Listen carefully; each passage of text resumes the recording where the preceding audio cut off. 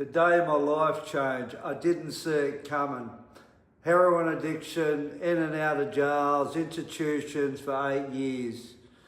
I didn't wake up that day expecting transformation or wanting a better life. I didn't have insight into how to do that. And who does when you've survived the only way that works, right? You can relate to that. You rely on it, you know that. It works, yeah? But I wasn't happy, irrespective of that. And I never really knew why. I didn't have hope to see anything better. I had been conditioned into this kind of survival like us all. To me, it was normal, and it would be normal to you. We all have a different story in survival. Mine was violence. You know, threats were normal. Watching people get hurt by others and people laughing about it was normal. But deep down, it was gut-curdling, uneasy.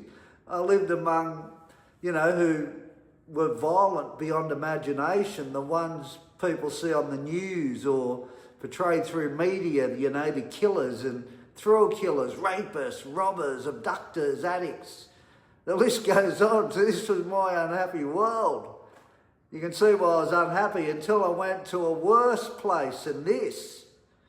And it took for me to change. My change had to occur in a safe place. I didn't understand why at the time, but life, I think, has a funny way of showing our past as a reflection for the future, yeah? Like understanding things. My first change was so out of character for me that it led me on an exploration to discover more insight into change about myself through all my past experience.